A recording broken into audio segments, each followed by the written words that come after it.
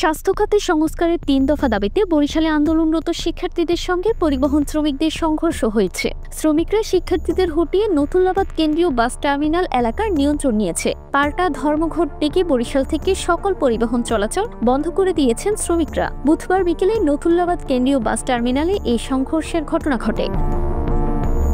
শিক্ষার্থীদের আন্দোলনের কেন্দ্রবিন্দু ছিল নতুল্লাবাদ কেন্দ্রীয় বাস টার্মিনাল এলাকা। বৃহস্পতিবার থেকে তারা সেখানে প্রতিদিন বেলা ১১টা থেকে বিকেল ৪টা পর্যন্ত অবরোধ কর্মসূচি পালন করে আসছেন। ফলে এই সময় বরিশাল সহ বিভাগের সকল জেলার দূরপাল্লার রুটে যানবাহন চলাচল বন্ধ হয়ে যায়। ৬ জেলার পরিবহন রাজধানী সহ সারা দেশে যেতে কেন্দ্রীয় বাস টার্মিনাল এলাকা অতিক্রম করতে হয়।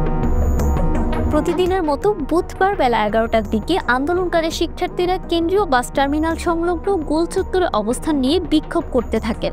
একই সময় আন্দোলনের সমাধান খুঁজতে শেরেবাংলা চিকিৎসা মহাবিদ্যালয়ের সভাকক্ষে প্রশাসন ও রাজনৈতিক নেতাদের সঙ্গে সভা করেছিলেন স্বাস্থ্য অধিদপ্তরের মহাপরিচালক ডক্টর মোহাম্মদ আবু জাফর। বিকেল ৩টা পর্যন্ত তিনি সেখানে সভা করলেও কোনো সমাধান ছাড়াই সভা শেষ হয়। আন্দোলন নিবৃত্ত করতে আইন শৃঙ্খলা বাহিনীকে কঠোর হতে নির্দেশনা দেন মহাপরিচালক।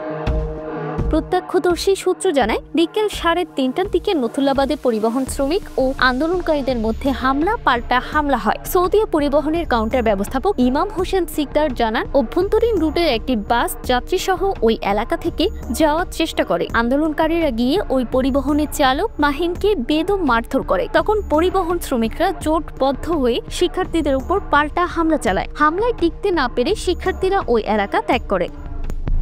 জেলা সড়ক পরিবহন শ্রমিক ইউনিয়নের সভাপতি শাহাদাত হোসেন লিটন বলে, আন্দোলনকারী ছাত্ররা আগেও শ্রমিকদের গালি দিয়ে ঝামেলার সৃষ্টি করেছিল, পরে দুঃখ প্রকাশ করে সমঝোতা করে। বুধবার চালক মাহিমকে বেদম মেরেছে। এই প্রতিবাদে শ্রমিকরা গাড়ি চলাচল বন্ধ করে দিয়েছে। পুনরায় গাড়ি চলাচল শুরু করা নিয়ে আলোচনা চলছে।